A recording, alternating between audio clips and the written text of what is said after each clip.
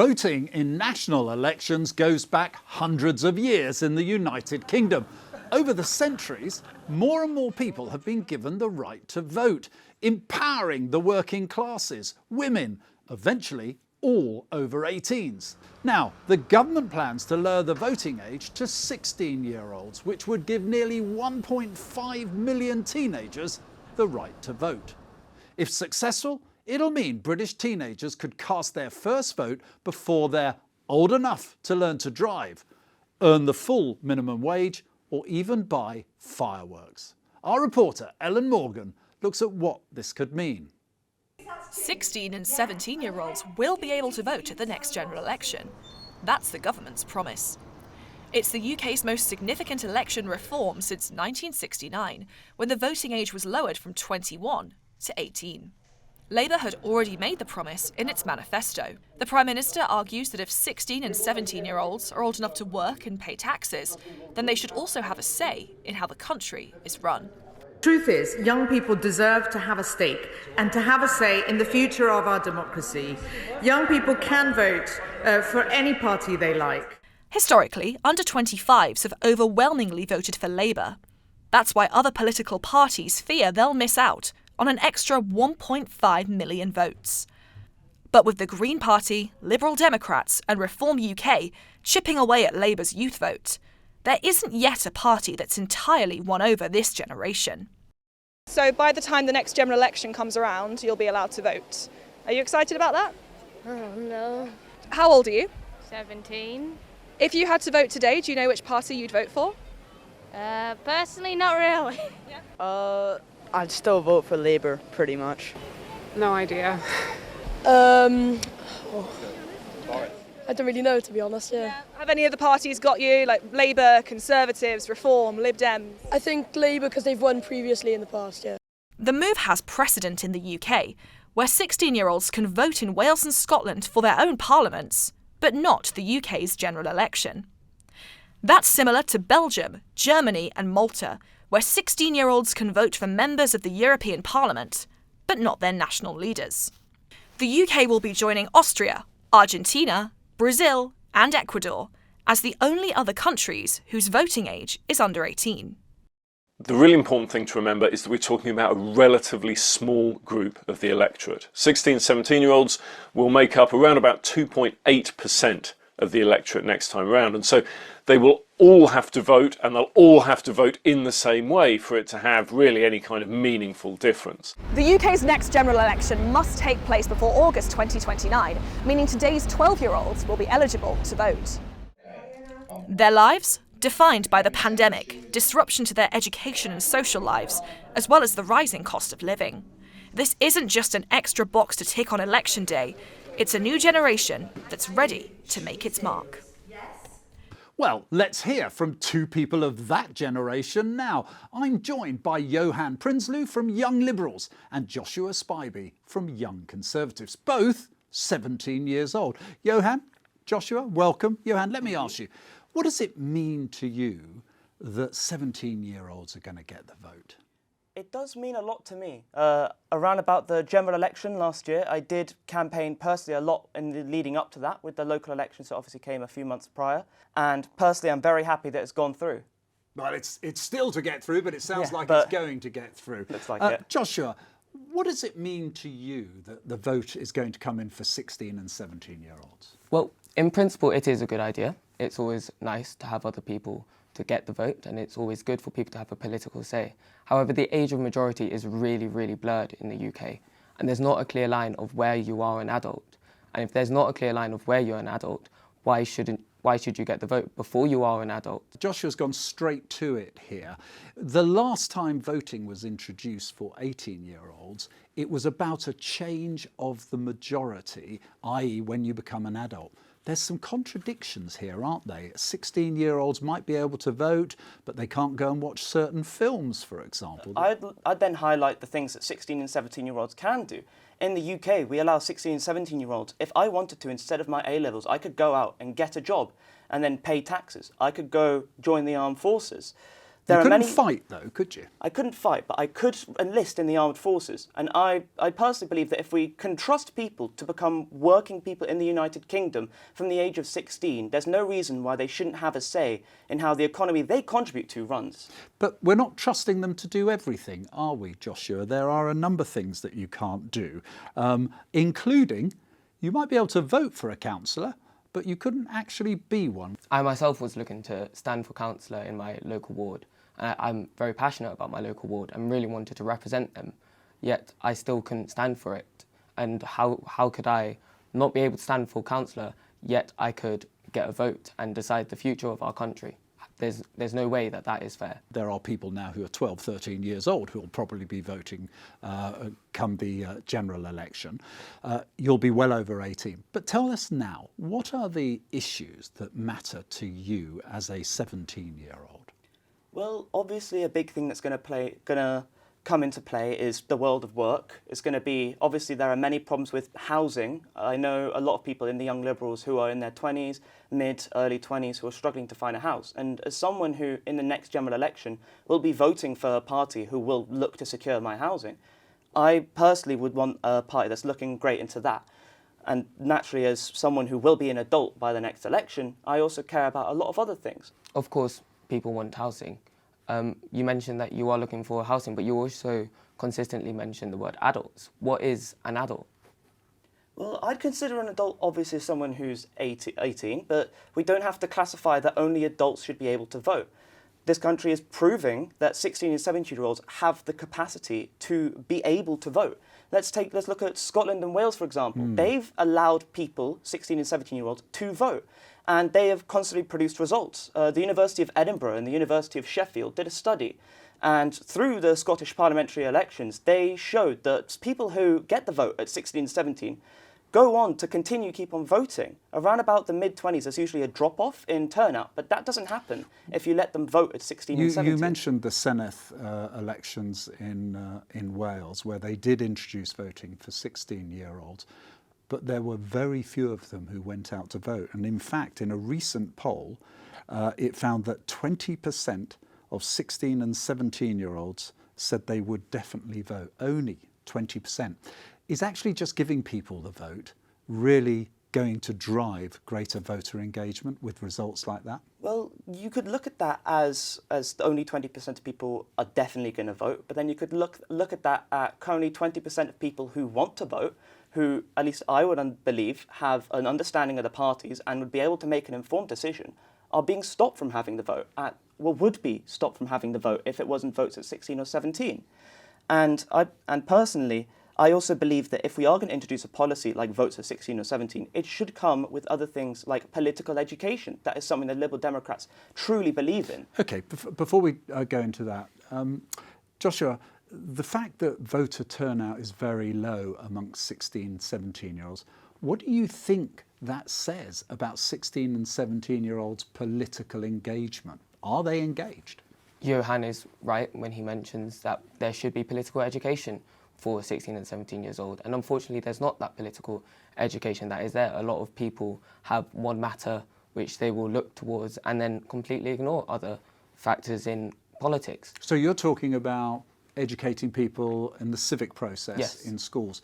OK, sounds reasonable, but what do your friends say to you about it? Because I suspect you two are a little more politically engaged than others. Are they excited by this? I've not really had many conversations with my friends about being able to vote recently. But that's a point, isn't it? Have many ever said to you, knowing your interest in politics, we should have the vote? Are they demanding the vote at 16? No, they're not. They're not Why asking not, for do the you vote. think? I think there's a lot going on when you're 16 and 17. You're in your A-level process. You're preparing for university. Their mind isn't necessarily focused on politics, but instead focused on what is happening in the now and what is happening in the future for university. How do you get your information on politics? Is it predominantly social media? And do you think politicians should now embrace social media more, but which social media?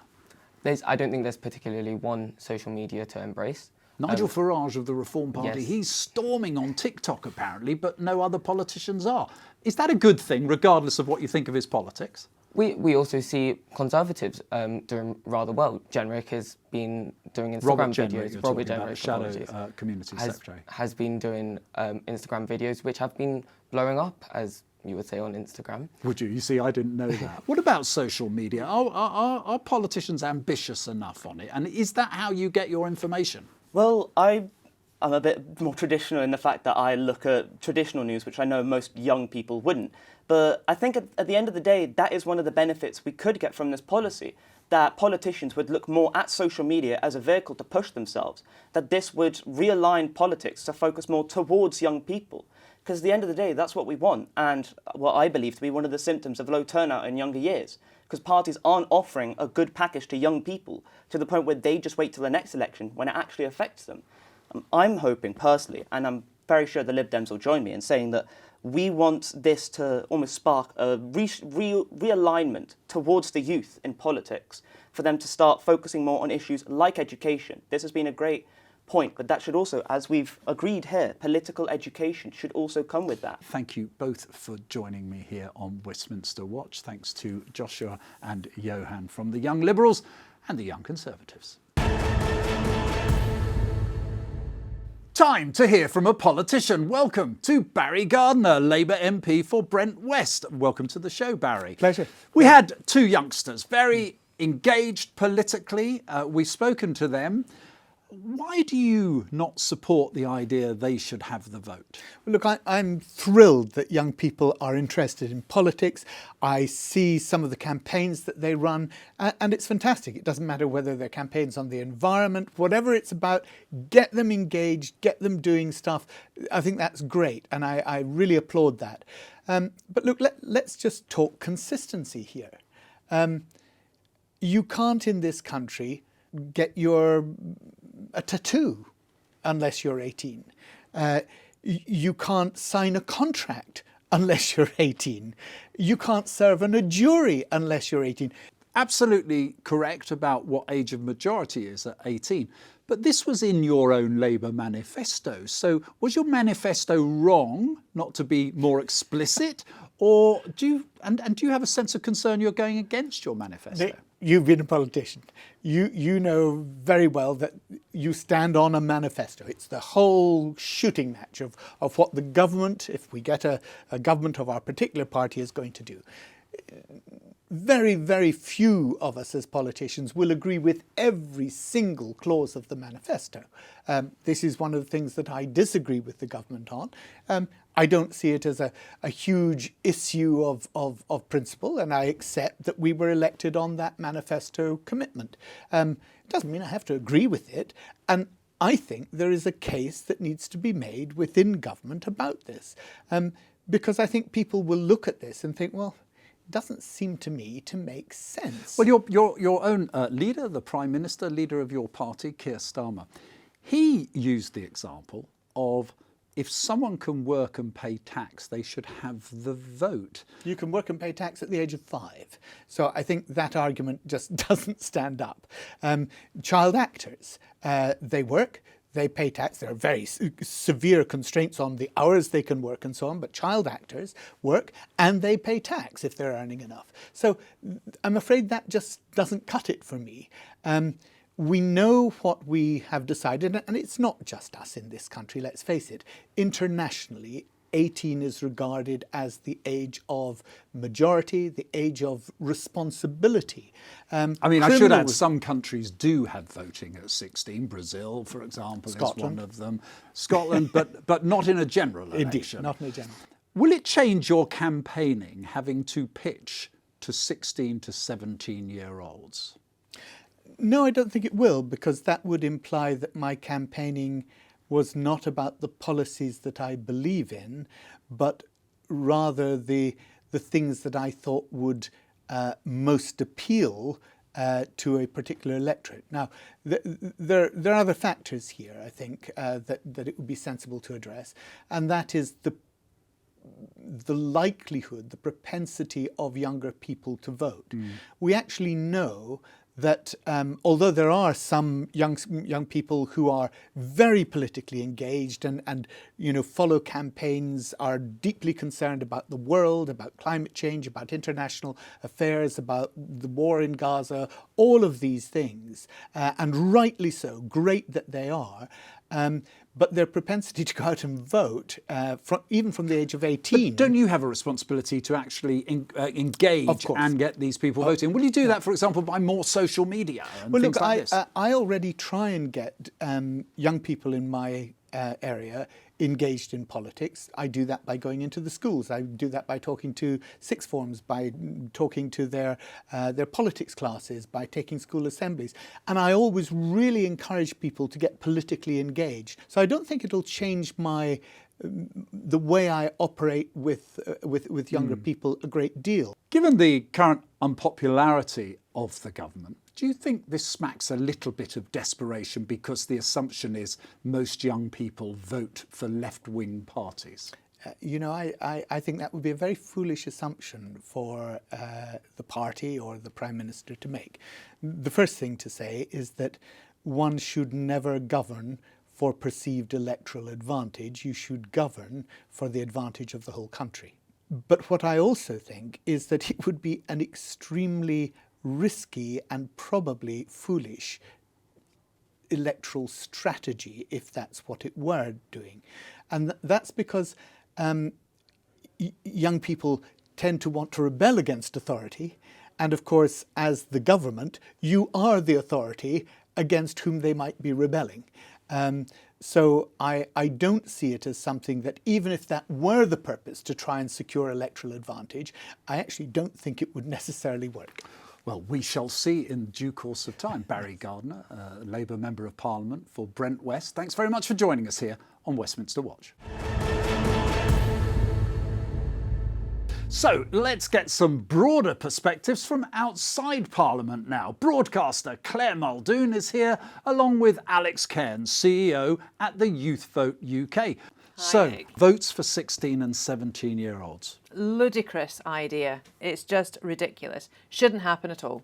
But it's going to happen, isn't it, Alex? Do you welcome it or not? I absolutely welcome it. I think it's something that a lot of young people have been calling for some time. It happens in Scotland and Wales. We're going to see a lot of good engagement with 16, 17-year-olds, I think. Well, Claire, do you know or have in your family any 16, 17-year-olds?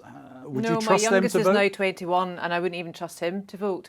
Because I'll tell you something, Nick, he doesn't know what first past the post electoral system is in this country. And he doesn't know, he knows the basis of political parties, if you asked him, or indeed my daughters as well, the eldest of which is 27. And, what are the political parties in this country? What do they believe in? What do they develop? What do they deliver? What do they say they'll deliver? I think lots of adults probably don't even know the first past the post system as well. I actually think fundamentally they're very clued up. And a lot of 16, 17-year-olds are getting into apprenticeships, they're getting into the world of work. Lots of them can leave home. If you're going to give them all these responsibilities post 16, then why are you going to not allow them to vote? I honestly argue to the cows come home that lots of them know more than some of the grown adults I meet who just turn up to vote like sheep for the Conservatives or Reform every year because it's what they normally do. Well, clearly they voted for Labour because Labour are in government, Alex. Well, interestingly, a lot of people think that Labour are doing this because it's just going to be 80, 90% of 16, 17-year-olds are going to vote for them. Actually, there's polling to indicate that it's going to be a spread, by the way. People should remember that. It's actually the Labour government are trying to actually push something through because they know it's the right thing to do. Isn't it important, as one minister said, Chris Bryant, he actually said, it's about the future. 16 and 17-year-olds should have a stake in the future. That's why we should give them a vote. They already have a stake in the future, Nick. But the idea that a 16-year-old who cannot drive a car, who cannot get a tattoo, who cannot drink in a bar, who can't do so many other things because, under the eyes of the law, they're still classed as a child. Their physical makeup is still that of a child. It's too much of a responsibility. Far too much of a responsibility. That's fair enough, isn't it, Alex? The key thing here is 16-year-olds can work and are subject to tax. How are we going to have a logical argument where if you're going to say you have to be taxed and you can't have any say on what the tax is spent on? This is ludicrous. So 16-year-olds, if they're going to... Well, hang on that basis, surely on that basis, someone who might have retired... Someone who might have retired and is not paying tax, might be living under the threshold. Have the vote. Do they lose the vote? Or unemployed, if you're just on benefits, you don't pay tax, do you lose the vote? Look, there's lots of unemployed people. They can still work and they add zero to society. Lots of 16, 17-year-olds are but future you're leaders, arguing future tax, doctors. Alex. Yeah, but I'm arguing tax because logically, if they work full time, some of them will be subject to tax. It depends on the hours and the wage. Not many. But it's the point that if they're going to be cannot subject class to them all the tax, same. they have no say on what the tax is being They should spent be on. at school getting equipped But to... they can leave school, right, and work full time. Yes, they can, but Fine. not many of them do, Alex. And even if they do work full time, it will be minimum wage because of their age. They will not be sucked into a tax bracket. And I completely am 100% behind you when you say that lots of grown-ups don't even know what first past the post is about the voting predilection that they can have and the power that they have.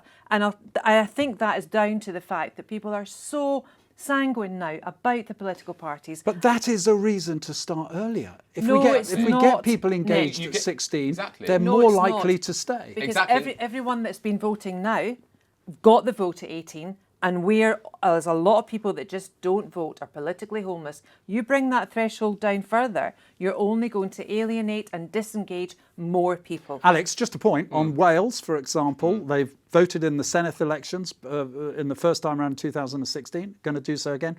20% turnout. It's not popular, is it? That's one election. For 16, 17 Fine, year olds. I'm very confident. We did a poll actually last year to 16, 17-year-olds, and 75% of our 5,000 participants said that they would vote, right? I'm confident if we do enough work on social media before the election, I think lots of 16, 17-year-olds will vote. They need to understand, and they will, because it's very important for them to be voting because their future is at stake, and they will turn out. I'm very confident of that. But surely, for consistency, for this to stand the test of time, wouldn't it actually be a good idea just to change the law so you are an adult at 16? Or are 16-year-olds not responsible enough to be an adult, Alex? I would be happy to change the law because I actually think you can do lots of things at 16. You can legally change your name, you can legally leave home, you have sex, get into a civil partnership. But There's lots of things. That's slightly different to deciding to go to battle at 16. You might be able to join the army now, but you can't go onto the battlefield. If we made them adults at 16, are we really saying a 16-year-old can make that decision? Look, I think it's very difficult to get into debate about whether we think some 16-year-olds have formed to a certain point and others haven't, You right? just have. That's your whole basis of your argument of today, that some 16-year-olds are formed enough to make a vote. But some 40-year-olds are formed and some are not. That's not what we're debating, Alex. No, but literally everyone has this ridiculous thing where they're not legally adults, they're not formed enough, they're not educated enough. Alex, there's grown adults that have meant they're the same. Alex, the law is there to protect But the law- children, naive, young, vulnerable children. The law can be open to interpretation. We cannot extend that threshold up to the age of 18 for everything. And I vehemently opposed this Labour government trying even to introduce the allowing of 16-year-olds to vote in this country. Okay. You always say about 18, 16. What's the big difference, Claire? Like, why has everyone got to be in their bonnet about 16 and 18? I really don't think there is. Well, look, you're talking... I've got 4 of them up, and I know an extended lot of their friendship groups. The difference between any child at age 16 coming out of the GCSEs to going through the sixth form process to do their A-levels, they're a completely different person. Is there, Alex, a difference between 16 and 14? Yes, there is. Yeah, What is it? But that's a little bit different because I think 14, they're not going to be working. You know, they can't legally leave home. There's a whole range of factors. Yeah, but that you happen could at change the 16. law. You're talking about what's the difference, because at 14 you can get a part-time job. My God, at 5, one of our commentators pointed out, at 5 you could actually be a child actor and be paying tax. And at age 12 you can look where after do your you draw the siblings. line? You draw the line at the fact that at 16, if they leave school and get a full-time apprenticeship, they will be paying tax. And so how are we going to say to them in a patronising way, you don't know enough to vote because you're not a legal adult? It's just a nonsense. They should absolutely be an active part of society. These are future leaders, future doctors, and we shouldn't patronise them. Not if they're doing apprenticeships, they're not future doctors, and they are still will not be able to pay tax at 16. Okay, Alex, you've done a lot of work campaigning to get this vote. Currently, there will be 12-year-olds sitting at home who are going to be voting when they're 16. Is your job finished, or have you got more to do to get people politically aware about the right and process of voting? Of course I've got more to do. You know, I want to change the education system. There's not enough done at kind of year 10, year 11, sixth form that tells them about the political process, as you mentioned. But fundamentally, as you mentioned, we need to get them to turn out. You know, there's no point doing all this work if they just sit at home, but I'm confident they will turn out. You've opened the door to one other thing. The idea that's been mooted by some is that this voting reform, allowing people to vote at 16, is going to improve our democracy and build trust in democracy. Surely the politicians have to clean their act up first before anyone is going to have faith in democracy. Will this clean up democracy and improve democracy? Well, look, I'm an optimist. I hope that, of course, I agree with you, some of the politicians don't keep to their word, but actually they're trying to show the future leaders of the country that actually we respect your opinion, we're not going to patronise you, we're going to allow you to vote because you're on apprenticeships, you're on training programmes, you're doing A-levels, you're actually getting to a point where you're going to be active part in societies, and that's a good thing for our democracy. Claire, final word. You don't sound optimistic. I'm not optimistic at all. I'm really not. And I think it was the No faith in the younger generation? Of course I've got faith in the younger generation. Well, you don't, because you don't want them to vote. I don't want 16-year-olds to vote. So you don't have any faith in 16 and 17-year-olds? Have you listened to a thing I've said? Well, you don't have faith, do you? I've got tremendous amounts of faith. So why don't you want them to vote? Not at 16, Alex. Have you just they're not missed the formed past enough. 20 minutes? They're not formed Have you just enough, missed right. the last 20 minutes? Claire Muldoon, Alex Cairns, thanks for joining me here on Westminster Watch. The real proof will be at the next general election when we see how the experiment to extend the vote to 16-year-olds actually turns out. Thanks again to all my guests for joining me, and don't forget to connect with us on X at Westminster TRT. But for now, from me and all the team here, goodbye and thank you for watching.